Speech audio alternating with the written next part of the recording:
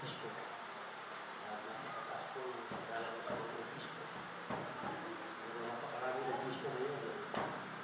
Bispo sa kanilang sarili. Ako, bishop din ako. Balagitiwan ko na ngayon.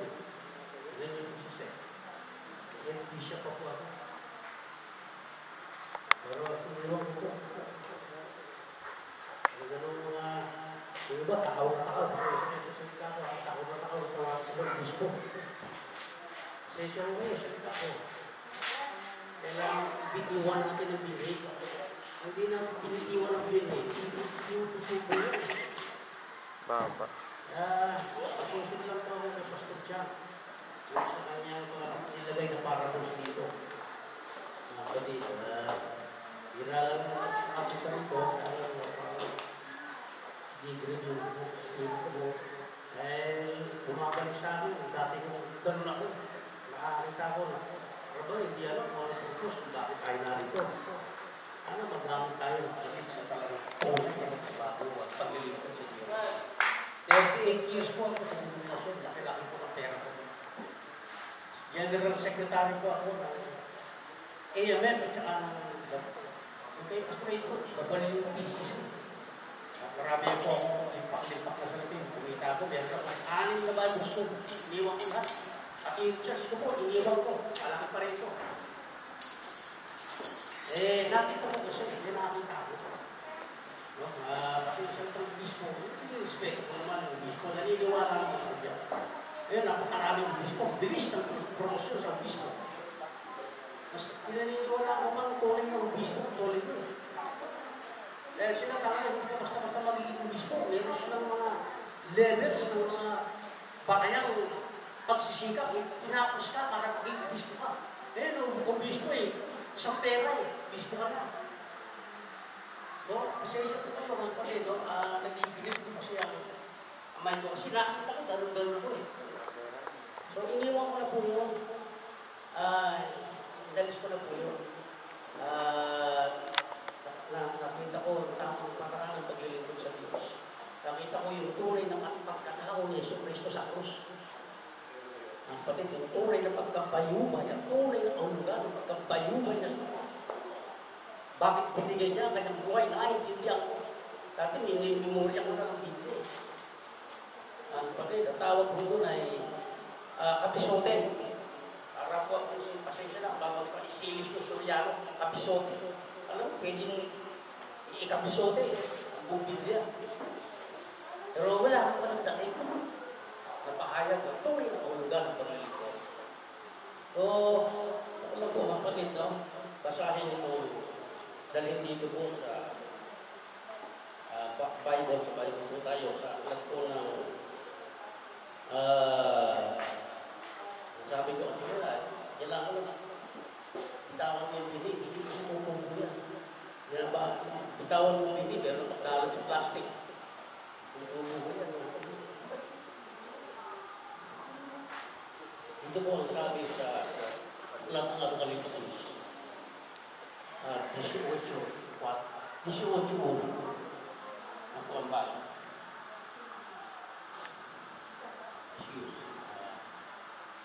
Apokalipsis,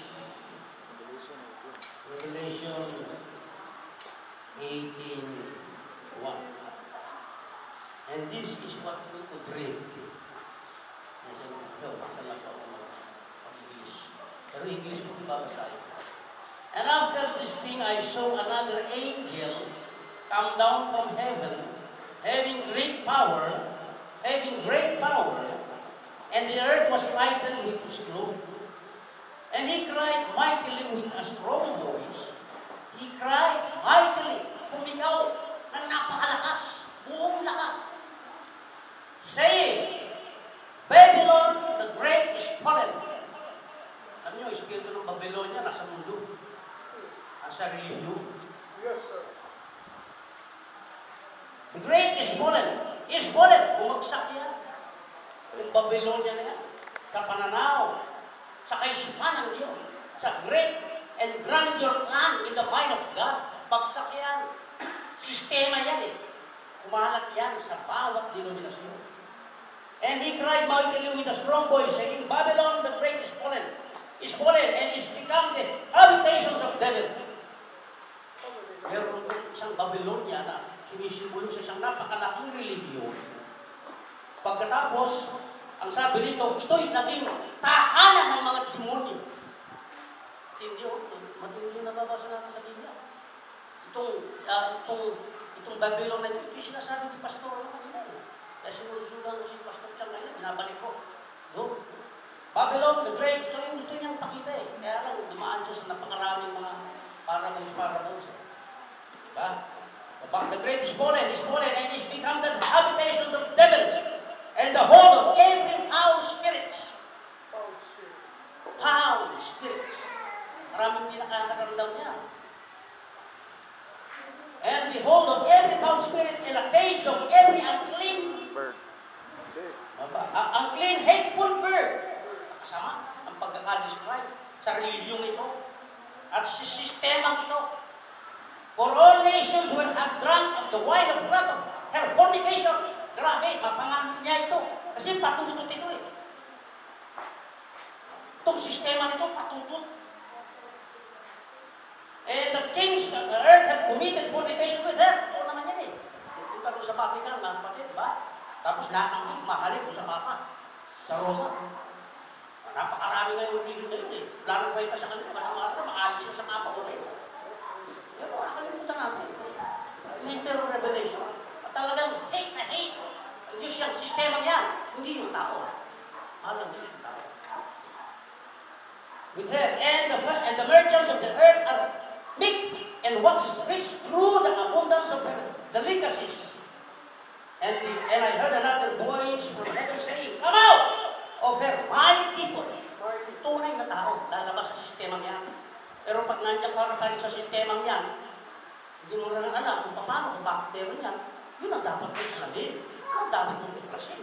Kung paano ka, lalabas yan. Pero ako, bishop, lumas na ako dyan. Sa sistemang yan. Ganun yung Katoliko. Bago siya maging pari, meron siyang tinatawag na church. Ang kapilya. At yung kapilya niya, pagkatapos niya maging kapilya, magiging parishes. After na maging parishes siya, parish priest na siya. Pero may dinaanan niya, diyan ka muna, diyan. Bago graduate ka pare, diyan ka muna. Diyan ka muna sa, palaguin mo yan. Kung mapapalaguin mo yung kapilyang yan. Pag napalaguin mo yung kapilyang yan, naging parishes siya. Kasi, naging parishes, lumago, nagkaroon ng maraming kapilya. Pagkatapos ito namang, pagkatapos mo ma-promote sa parishes, mag-senior ka naman. Kasi may nagagawa ka eh. Yan ang sistema niya. O, gusto mo namang ma-level up sa another one, senior, bishop ka na. Sama ka na sa board ng bishop, sa Catholic Bishop Conference. Pagkatapos naging bishop ka na, ma-elected ka naman sa pagiging archbishop. Meron silang mga dinaanan at hindi basta-basta yun. Kung titingnan ko, ito tunay na bishop. Ayun, ang tunay na bishop dito sa denominasyon. Nagdali! Pero, yung mga lady na nasama mo lang, hindi mo mga pinagpaguran, hindi mo talaga nagsikap, hindi mo talaga nag-develop, nag-aristo, atas maristo, ang daming nag-appeal sa'yo, babishop ka na. Sistema yan. Yan ang inyo. Kung makakilala ko, nakita ko sa krus, ang tunay na layunin ni Kristo. Sabi sa Biblia, lumabas ka dyan. Pag hindi ka lumabas dyan, madadamay ka sa kanyang sumpa. Dahil silang magpatid, yun ang gusto kong ipakita. At yan ay iniwan ko na. Yung mga sistemang yan, napakaraming klase ng larangan ng labanan. Dapat nasa tumpak tayong laban. At ang laban natin, mga kapatid, dahil yung sistema ng mundo, kailangan lumabas tayo dyan. Hindi lamang isang landas na politika. Hindi yan ang ating mga Kristiyano tunay nakakilala. Yung sa krus, sa nabayubay sa krus, hindi yung politika ang kanyang target. Nandito ang palit sa pagsabog ng tunay na hindi. Dapat ang Biblia na yan, ang palit ay magsabog.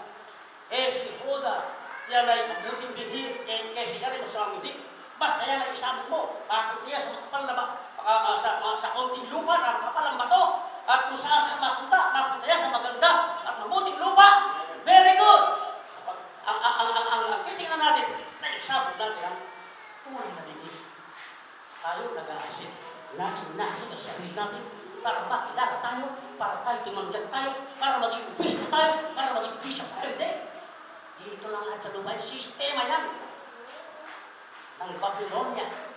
Yan po mga kapatid ay Vatican. Dinidirect ako yan. Sabi dyan sa Biblia, lumabas tayo sa mga sistemang yan. Pasimula ako ng another pastor role, iniwan ko unang miyembro ng pamilya ko. Pero binles ako ng Diyos. Nakaarya ako, nakapaligyan ko, namamalimos. Humihingi yung sino-sino. Pinayaan ko. Wala ako sa salita! Pagkat ako'y dinig. At ako'y naging dinig. Doon ko tunay na lamang. Pag tunay kang born again, kaya mong tindigan yung John chapter 9, verse John chapter 9. Ang mga kinanganak ng Diyos, hindi nagkakasala. Hindi ba langanin ba niya? Pero pag ako sinunod yun, hindi ako nagkakasala. As long as hindi nananatili, hindi tinitingnan ng Diyos yung kasalanan mo. Tinitingnan ng Diyos yung titi mo. Eh, babae tumapit. Dinala ng mga religyoso. Huli Panginoon ang tao ito, babae ito. Nakakalim niya, patutot ito eh. Sa batas, kapag ka nahuli kang gano'n, babatuin ka ng mamatay. Ulat si Jesus. Sino ba? Sige, okay. Hindi lang kaya Jesus yun. Batas yun eh. Law yun eh. Sumunod si Jesus para ibatuhin siya. Pero ang sabi ng Panginoon, sige, sino? Walang sabi sa inyo, unang bumato. Kaya nang bumato. Tapos tumingin si Jesus sa babae. Babae, ako rin. Hindi rin kita tulad. May karapatan si Jesus sa tulad yun. Kung meron man dapat bumato doon, kapakasalanan ng babae si Jesus yun. At dapat i-apply ni Jesus ang batas. Dahil nahuli ka nga rito, sige, ako karapat dapat. Ako matid, ako ang babato sa'yo. Pero ang sabi ni Jesus, hindi kita babatuhin. Bakit? Hindi yun. Bago pa lalangin ang sanglibutan, bago pa likhain ang sanglibutan, andito na yung babae doon. Paisip na. Dahil hindi na yun tinagyan. Sige babae, lumayo ka. At huwag ka lang magkasama. Tinignan ba ni Jesus yung kasalanan? Hindi, bakit? Hindi yun. Before the foundation of the world. Nakita yun. Yung babae, mga kapatid,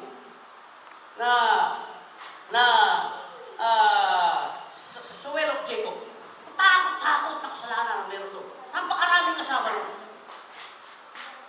Pero habang kausap niya yung babae, wala siyang nakitang tinignan ni Jesus yung kasalanan ng babae. Sarap na sarap sa pakikinig ng word ng salita. Yung babae, sapagkat hindi siya nakatiking ng anumang paghatol.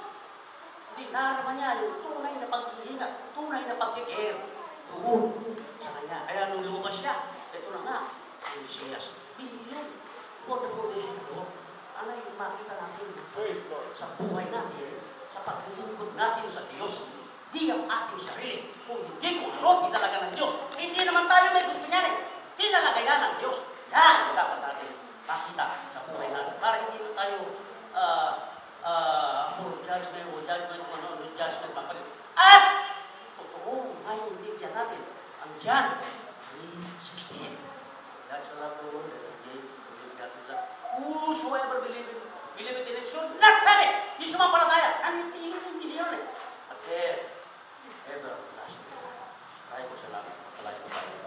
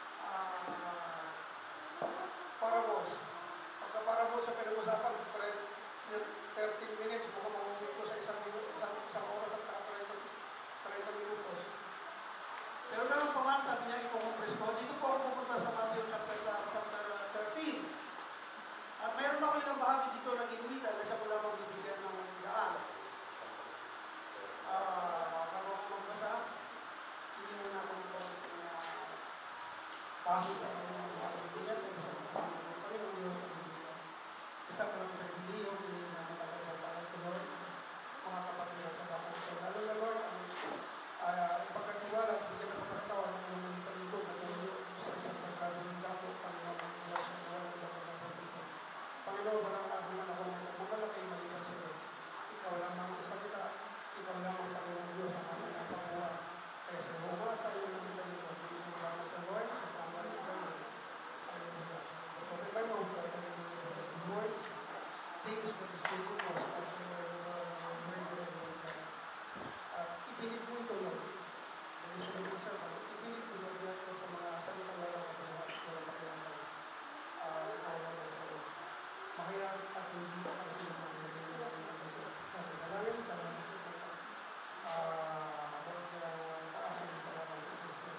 Amen.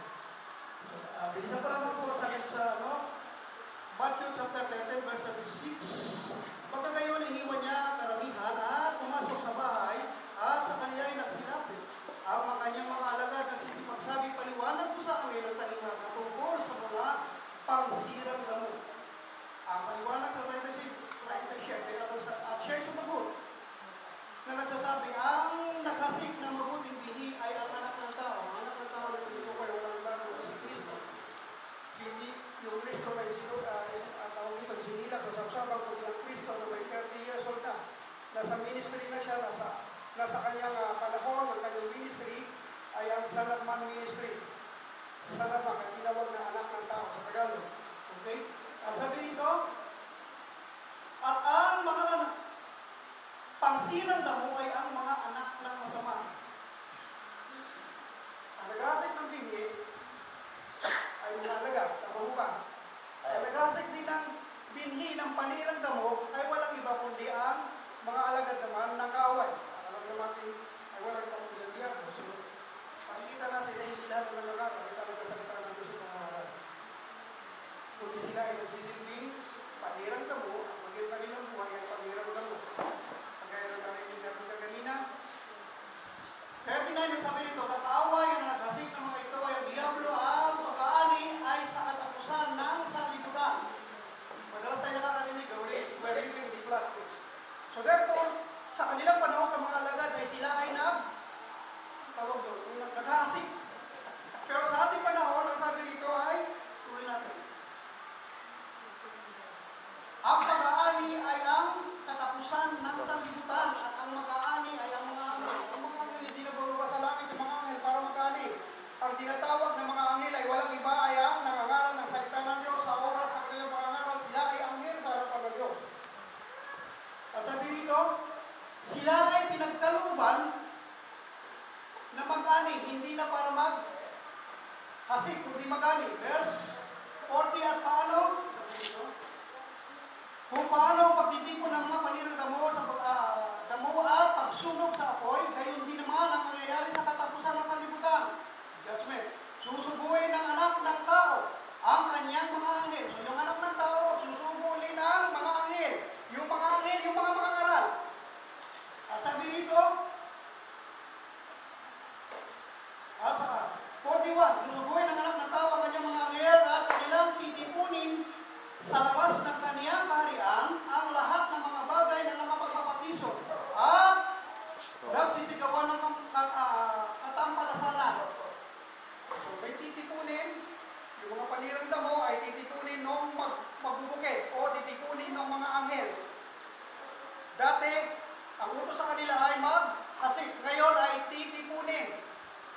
Napakahirap yata. Alam natin, pag nagtitipon ng mga anak ng Diyos at tinitipon ng mga manggagawa para sila ay pakainin ng salita ng Diyos. Pero ito, ang sabi dito, ay ang pagtitipunin at sila ay itatapon sa apoy, gagatong sa 42, at sila ay gagatong sa kalan ng apoy, diyan ang mga pagtangis at pagngangalit ng mga ngipin. Meron ba kayong naranasan sa church nyo na ibinibigay nyo sa diablo?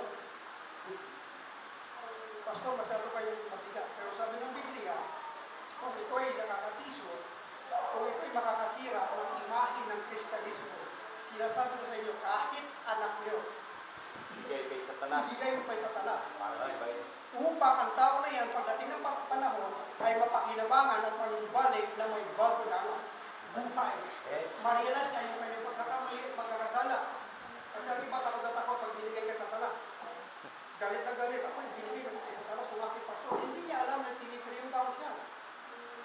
Ang tawag diyan sa denominational word na pinanggalingan mo ay DA, Disciplinary Action. Okay, tuloy natin.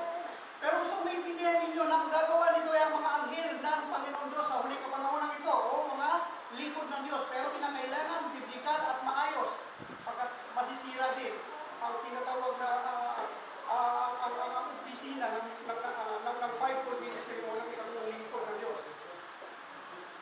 43, at kung magkagawa ng mga liliwanag, kung magkagawa mga liliwanag ang mga matuwid tulad sa araw ng kaharian ng kanyang ama na may mga pakinig ay makinig. Paano ba magliliwanag ang mga anak ko? Kasi madalas natin naririnig, Kristiyan, yan, nagganyan ang galit. Di ba madalas tayo na tinatapunan ng ganyang kaunti pagkakamali? Pero higit na mas maganda, kapag ikaw ay naglalakad pa lamang, napakahindi ng babae niya. Napakalinis at napakaayos sa kanyang buhay. At siya'y mag-ingat sa kanyang sarili. Kasi ano kasi sa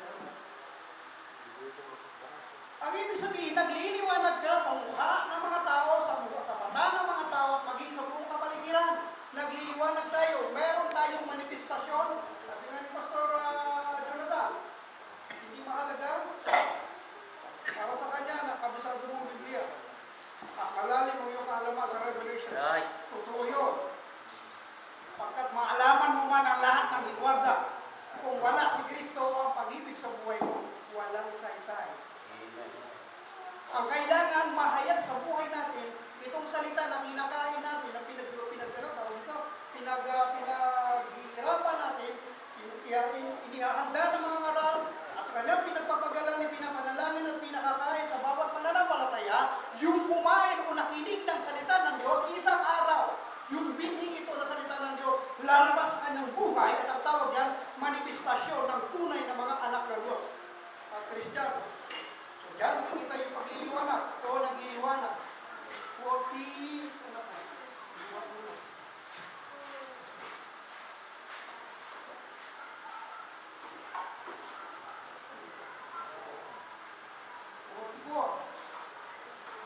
tulad ng kaharian ng langit na natatagaw ang kayamanan sa bukid, na nasumpungan ng isang tao at inilihim at kaniyang pagdakay, kaniyang pagalakay, yumaon at ipinagbili ang lahat ng tinatangkilik at binili ang bukid na Yakob. So, meron na nakita sa bukid na walang iba kundi ang ano sabi dito? Nakakita siya ng kayamanan. Kasubong ng isang tao, nakasumbong siya ng kayamanan sa bukid. Ano ba kayamanan ng mga anak ng Diyos? As a fine gold for every believer, none other than the Word of God. Ito ang perlas natin eh. Di ba sabi sa isang parabula, huwag mong ibigay ang perlas sa mga aso. Walang ibang perlas, walang ibang kayamanan ang mga anak ng Diyos, kundi ang salita ng Diyos. Sabi dito sa magpapatuloy, lumawat, pinagbili ang lahat ng kanyang tinatangkilik at binili ang bukid ni Yakob. Sa palagay ninyo, sino ang pinakamahusay, pinakamagaling? Malaki ang kanyang pagkapiling, kilala siya ng mga tao sa buong mundo. Pinagpipitagan, tinatawag siyang Father, at talaga yumuyukod, at nagbabawlaw sa kanya, at umaamin sa kanya yung mga tao. At nababasa niya ang kayamanan na yun, the just shall live by faith. Iniwan niya ang karangyaan, iniwan niya yung kanyang kropiyo ng pagkakilala bilang tao na bantog. Iniwanan niya ang kanyang pagiging pare at pagkatapos siya ay nangaral ng the just shall live by faith. 2 minutes.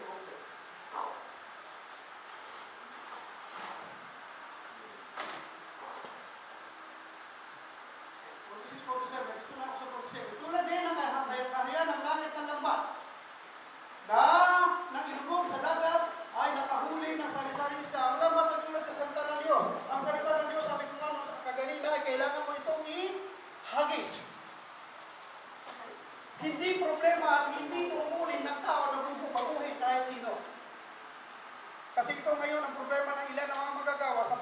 sinasalig nila, pagbabago ng mga tao sa sarili nilang pangangaral. Kaya pag bumalik sa hindi nagbabago, para masama pakiramdam niya, tapos babagbakan na. Bakit hindi kayo nagbabago? Pinapala ko, dinutos ko ito sa mensahe. Alam mo ba yun natin, nakakarinig ako madalas niya.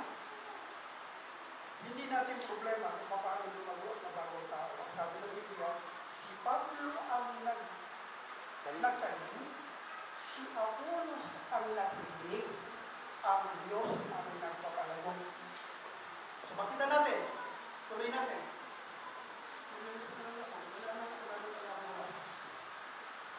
So ang isda ay walang iba kundi ang mga mananampalataya.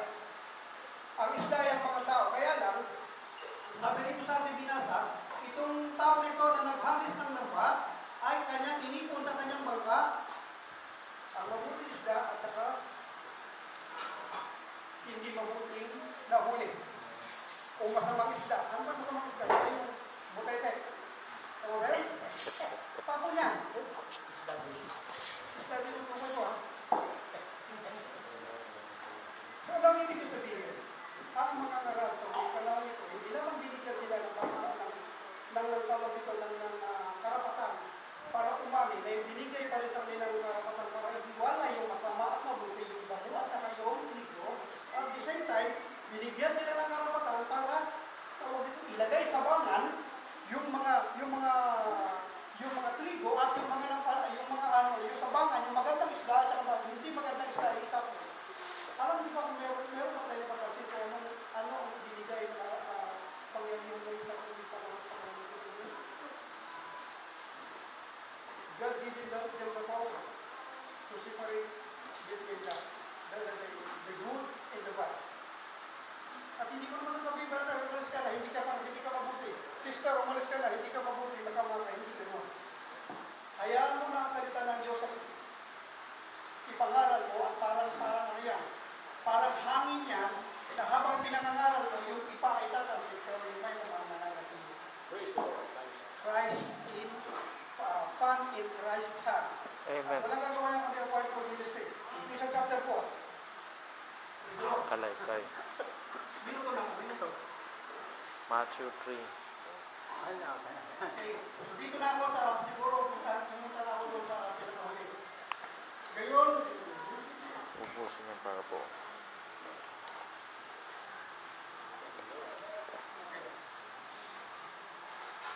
tulad din ang harian ng langit na ang puno ay hindi na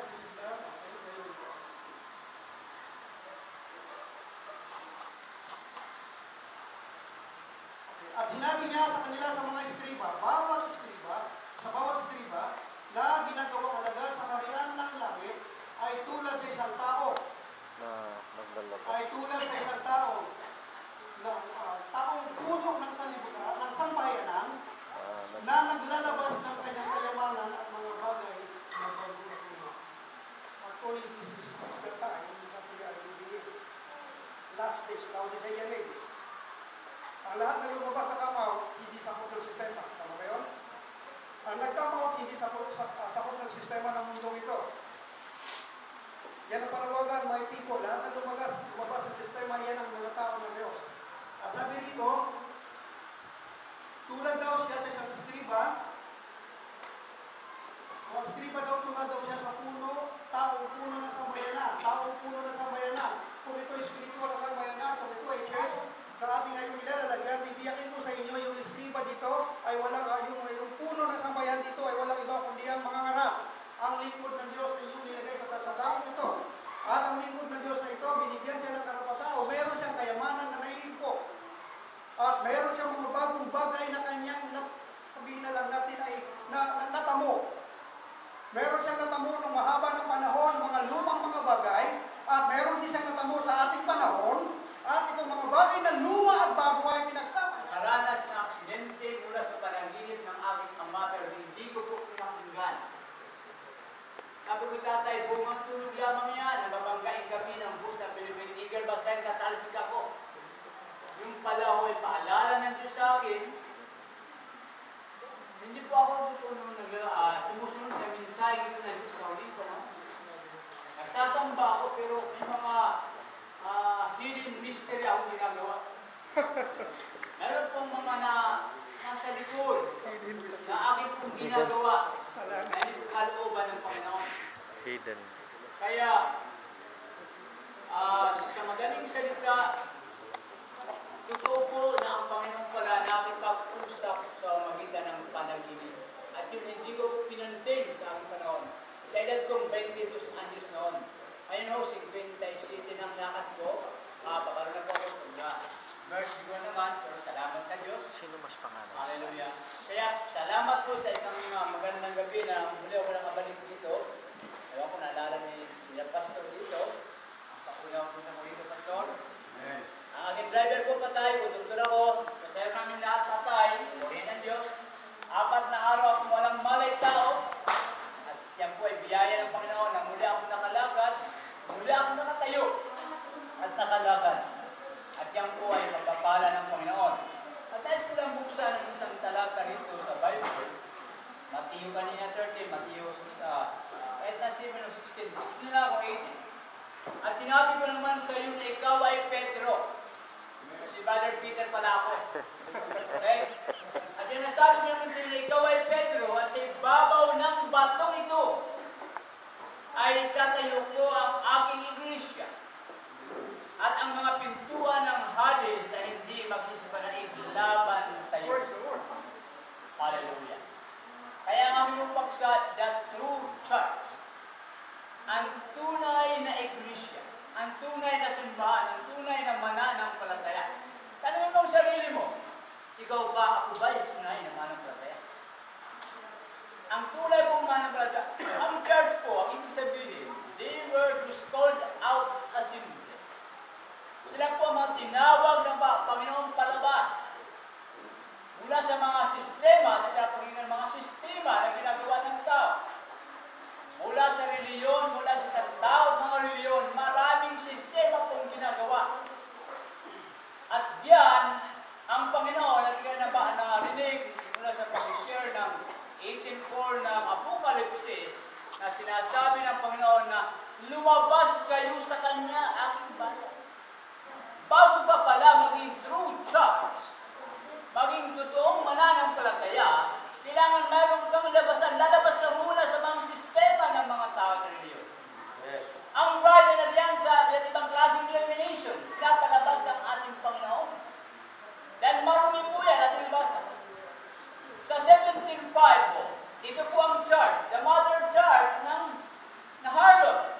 Hindi po tapat. At sinabing harlot, hindi po tapat. Ang babaeng puta, hindi po tapat. Sa 17:5 po ng Philippines sa Apokalipsis, ito bang sabi ng Panginoon? At sa kanyang loob ay nakasulat ang isang pangalan, ang church nito, ang babaeng ito, nag-angking sa iya, mother, ina siya na church. Ang sabi rito, kung nyo kalimutan, ang revelation na ito po yung puro simbolikal. At sabi ng mahal na prophet, ang revelation po ay na-unveil na sa ating panahon. Nabuksan na ito sa ating panahon. At sabi rito, at sa kanyang loob, sa babae ito, nag-angking church, babae, believer sa ating Panginoon, ay may isang pangalan. Hiwaga, mystery pa siya, dakilang Babylonia. Ina, andan nyo, itong babae nag-angking totoong church, siya po ay ina. Kung siya'y ina, tiyak na mayroong anak. At ang inang ito, ang wala iba ang tinutukoy natin kung anong pag-aralan niyan, ang tinutukoy ito ay ang Vatican City. The mother. At meron pa po siyang mga anak na babae, kagaya na hindi tapat sa kanyang asawang spiritual, the husband, the Lord Jesus Christ. Ina ng mga, ina siya ng mga katulad. Ganun din ang kanyang mga under ng mother church na ito ay hindi po tapat sa ating Panginoon. Yan nyo po, maraming born again ngayon, kasi na sa born again ang isa ang kid. Tapat ba sila sa Panginoon?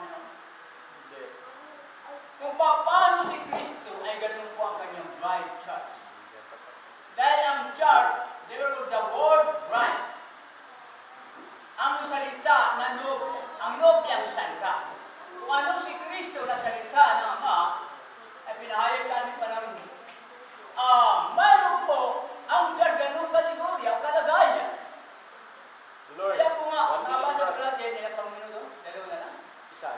Isa na lang. Compress mo na. Okay.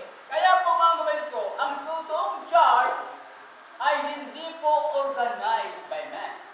Ang totoong church ay lead by the Holy Ghost. Right. Ang banal na Espiritu ang namumula sa kanila. Amen. Kaya nga sabi ito ng Panginoon, yung kay Pedro, Peter, ang pinalito na natin Panginoon, sa ibabaw ng batong ito. Anong bato po? Hindi po batong simento, hollow block. Hindi po. Sa pahayag kung sino ang Panginoong Kristo. Sa ibabaw ng pahayag na ito, Pedro, dito itatayo ang aking tunay na iglesia. Hindi po ay insin iglesia. Hindi yung Panginoon mahal. Kung yung totoong bride, totoong church of Christ, ay paano si Kristo ay ganun siya. Kung si Kristo po ay tinayo sa pahayag ng Ama, ay ganun po ang church. Ikaw po na bride church ay tinayo pa sa pahayag kung sino ang ating Panginoon. God bless you all. Praise the Lord. It's a ministry also, no? But the most important thing is the giving of the Lord, which is Himself. It is the Word made flesh and made manifest, no? At yun po itinanim, namatay, upang sa ganoon magkaroon ng buhay ulit. So that means, ang kamatayan, mga kapatid, ay hindi po yung kawakasan. The Word of God didn't agree with it, no? Dahil sabi nga, ang kamatayan ay hindi wakas ng lahat ng bagay. Kundi ayon sa salita ng Diyos ay mayroong karugtong. At ang sinasabi lang dito, ang Word of God is eternal. Even the heaven and the earth will pass away, but my word will never pass away. Now, maliban na lang dun sa mga kahit na pasaway pa. Amen. But sabi nga, knowing God's truth through revelation, it means taking off the cover of something hidden. The mystery of God is uncovered by the Spirit of the Lord to us that makes the facts consistent with other scriptures to blend in harmony with each other. Kaya nga, salita ng Diyos ay hindi kailangan naglalaban-laban niya. Okay? Kaya lang naglalaban-laban niya kung atin itong just trying to explain it through our own acquired wisdom. Pag itong ginamit natin yung carnal wisdom natin, it is enmity. No? So we must be born again by the Spirit in order for us to see the unseen things. It is spiritual. And unseen things is eternal. And all these things that is physical was made up not of physical things, but of spiritual, which is the Lord. From eternity, condescending from the beginning into the terrestrial, which is the earthly, in reality. Kaya tayo po produkto lamang ng kanyang isip, no? Kanyang mind. We are expressed from His thought, no? Now, kaya wala po tayong pwedeng gawin dito, kundi sabi nga, we are just being manifested. And it is according to His will and purpose kung ano po tayo. Now, it is manifestation time. And by their fruits, you shall know them. Kaya malalaman natin, mga kapatid, no? Kung saan tayo kaugnay. Kung po sa isang puno, kung sa puno na itinayo ng Panginoon, at sabi nga, sa pamamagitan po ng kanyang salita. And kaya matidetermine lang po natin, mga kapatid, ang mga bagay nito sa pamamagitan ng kanyang salita. Hindi yung salita niya noon, not yesterday, it's not the future, but the word today. Amen? Kung ano po yung ginagawa ng Diyos sa ating pangkasalukuyan, sa ating panahon, yun po ang dapat natin kainin upang sa kalalago natin. Sapagkat tunay po na meron pong mensahe ang Diyos sa bawat kapanahunan. Amen? Yun po yung dala-dala po ng mga mensahero, yun po yung dala-dala ng mga prophet, na itinayo niya in every dispensation. Amen? At yun po, nagtatayo rin po ang kalaban ng mga false prophet upang guluhin po yung mensahe yun. But then, sabi nga ng Panginoon, my sheep hear my voice. Amen? That only the sheep of the Lord has the ability to hear His message. Kaya sabi nga, it is veiled to those who are piercing. Kaya hindi natin pwedeng sisihin kung di ba nila kayang hindi po nga nilang pagkain mo. Ang kumakain lamang nito, mga kapatid, ay yung tunay, yung elected. There are many called, but you are chosen. The chosen are the elected to which, sabi nga, yun po may kakayahan upang sa ganun, kumain po nito. Amen? Marami po umiinom ng gatas, pero ito, this is the blood and essence. Amen. In blood and essence of the word of the Lord. Sabi nga ng Panginoon, unless di nyo ako kainin at inumin, you have no part of me. Kaya ito po dapat natin, we should seek this kind of food, who is, sabi nga, ang food for the hour, sabi nga, where we should be established, sabi sa 2 Peter 1:12. Amen? Kaya yun po ang dapat. Amen? At sabi sa 1 Corinthians 2:6-7, it is the mystery truths that have been revealed right now. Kaya ito po ang dapat natin kainin. Kung sa ganon, ma-establish po tayo in the perfect faith wherein the Lord from above is the perfect man, wherein the seed that has been sown is the Lord Jesus Christ in His manifestation, in His revealed word form right now. Amen. Kaya ito po, maraming salamat po sa pagkakataon ito. In Jesus Christ's name.